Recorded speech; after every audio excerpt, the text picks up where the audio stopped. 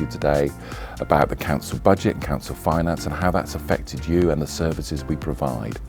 Now, despite the disruption caused by the pandemic, we've continued to be there when you need us. Let's have a look at some of the facts and figures about our core service delivery during this plan.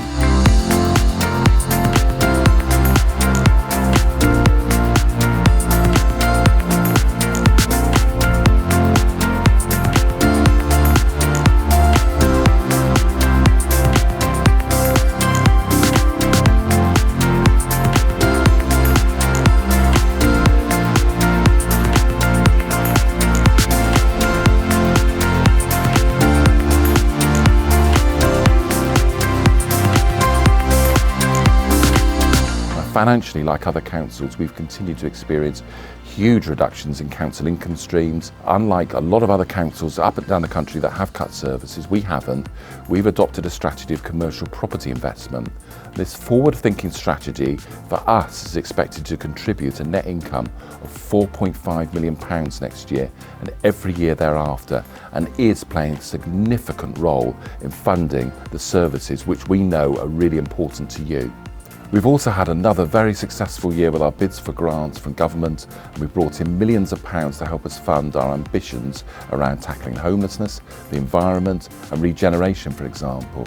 Now, as an employer, I'm highly delighted and very proud that this year that we've been nationally recognised and highly commended for our work to support neurodiversity in the workplace, working towards better working practices and support for employees and potential employees who may relate to neurodivergent conditions. Now, as part of this work, we're especially proud to have been recognised as a disability confident employer, which focuses on making the most of the talents disabled people can bring to our workplace.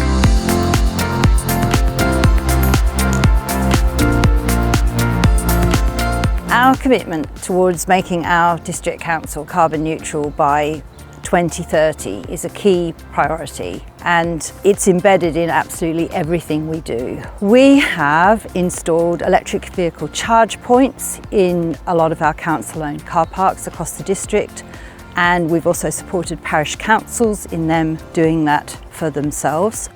And we've also switched our pool car fleet to electric by the end of 2022, so we've got our first 2 electric pool cars already in use.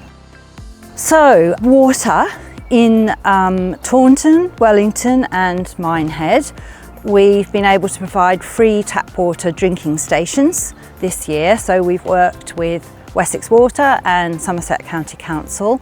It reduces the amount of single-use water bottles being thrown away, because that's a major problem.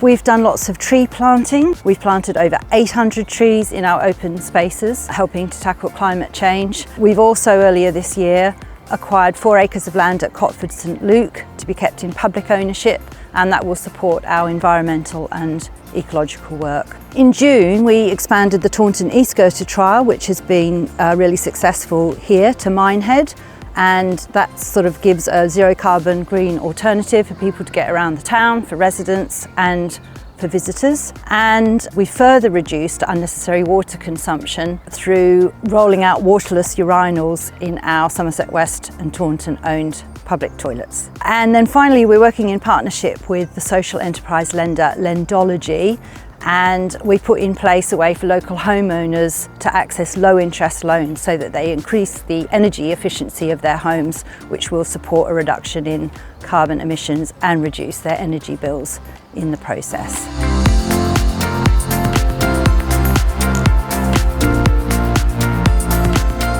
During the past year, we successfully secured just under £14 million from the government's Future High Street Fund, enabling the development of our ambitious regeneration plans throughout the district and help protect jobs and create jobs and deliver opportunities and prosperities for everyone in our communities. We've been working in collaboration with the County Council on delivery of a £10 million digital innovation centre in the Firepool site, with construction activity now in progress and the building expecting to be up and running by 2023. We've also, throughout the year, efficiently administered and distributed more than £18 million of COVID business support grants to businesses across the district to help those most affected by the pandemic to survive.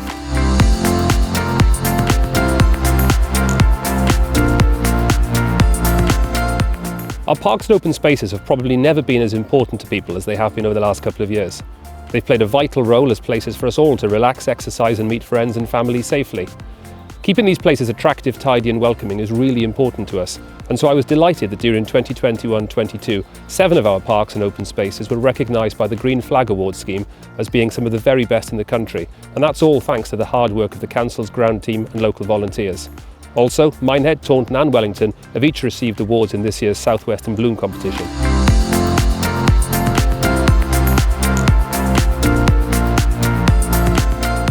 Over the past year, we've had some amazing achievements. We've launched a new cultural strategy for the whole district, where we're looking to expand everyone's access to really great arts and culture and enable everyone to fulfil their creative potential. We've also created a new team within the council to support the creative sector. We're doing things like having free fundraising workshops so that people can raise money for their amazing projects.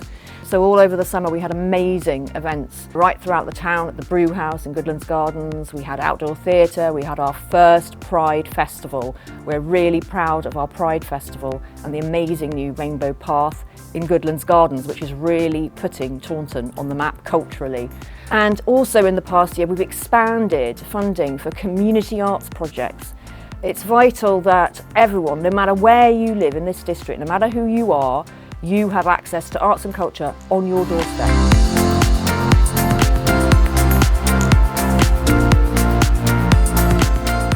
We recognise the difficulties that many people experience in trying to find suitable homes which they can afford. That is why we are committed to an ambitious programme of building new council-owned affordable homes for rent. In Seaward Way, Minehead, we have started construction of 54 zero-carbon energy efficient homes for local people to rent. The Seaward Way development forms part of a pledge by the Council to build around 300 new affordable homes across the district over the next 2 years, on top of the affordable homes delivered as part of major commercial developments. Most of these council homes will be delivered through the North Taunton Willoway regeneration programme, with construction already well underway on the first phase of a scheme which will eventually provide 227 homes in the Priorswood area of the town. Thanks to our housing enablement work, where we have worked tirelessly with developers and other partners, this year has been a bumper year with around 300 completions of new affordable housing in the district, which is great news for local people looking for a place to call home. Our single homeless and rough sleeper accommodation strategy was approved by full council in October. This aims to support single homeless people and end rough sleeping in the district by 2027.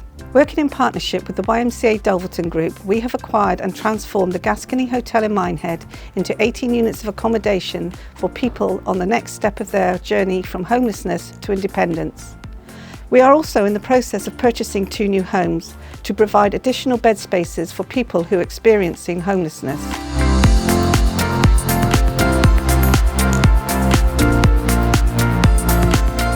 Phosphates has been a massive issue for us recently, and Somerset West and Taunton's committed to development only taking place if it's sustainable and includes the relevant environmental protections. The absence of a national solution to the issue of high levels of phosphates in the Somerset levels and moors has been halting many of our planning decisions, in turn having a major impact on our ability to meet government housing targets and impacting on local small and medium-sized developers, their employees and supply chains. The Council therefore stepped in with an innovative £2 million interim phosphorus mitigation programme, which aims to unlock the development of 700 to 1,350 new homes in the River Tone catchment area, enabling developments to be phosphate neutral until a strategic solution is found. Wellington Station was closed in 1964, and there's been a long campaign to get it reopened. Following the £5 million of government funding announced last year in October, we've moved a step closer to delivering the railway station in Wellington. The funding will enable the project to advance significantly through the next stage of project development and design. A station in Wellington will unlock other development, improve connectivity and opportunity, and boost the local economy, as well as providing access to a more sustainable travel option. Firepool's a site that's been waiting for development for years, and it's been a real priority of this council to really get going on that project. This year a series of planning applications has started to come forward, and more will follow. These include a multi-million pound innovation centre, as well as the creation of the northern part of the boulevard, connecting the railway station to Canal Road, as well as a new junction at Trenchard Way. This new junction is an important next step, providing improved accessibility for vehicles and public transport, while linking to a proposed dedicated route for cyclists and pedestrians through Firepool to the town centre and bringing new vitality to the area, and I'm really pleased that that's just been granted planning permission. We've recently agreed a 125-year lease with Chedden Fitzpaine and West Monkton Parish Councils to manage the Maidenbrook Country Park between Taunton and Monkton Heathfield. As well as being a valued community space, the country park is an important component of Taunton's status as a garden town. Heritage assets add significant value to the character of our environment, and their preservation is very important to us. This year we've been working with a variety of partners towards securing the futures of a number of important properties and sites. Some of this work will continue into the new year.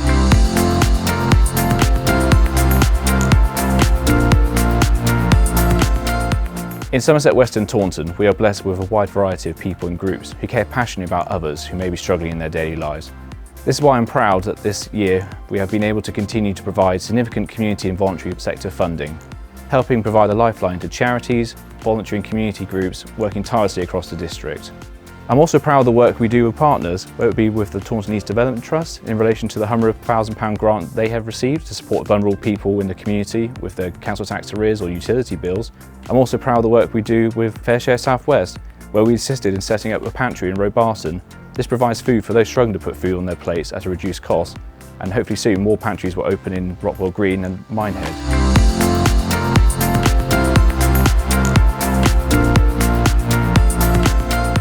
Keeping our streets, green and public spaces free of litter is a key area of focus. We've approved a new trial enforcement scheme to help keep our streets and public spaces free of litter. From April, environmental enforcement officers will be in place who will be able to issue fines to those breaking the law by dropping litter. To keep our district clean and tidy, we've installed 130 new segregated recycle on the go bins in public spaces. This will enable more of the waste litter to be recycled. Between September to November, we'll invest in the use of a street washing machine and operator to give paved areas and street furniture in Taunton, Wellington and Minehead a deep clean. Through the Somerset Waste Partnership, we have commenced the rollout of Recycle More, widening the range of items that can be collected for recycling and reducing the amount of waste that goes to landfill. We are committed to investing in order to protect our coastal communities.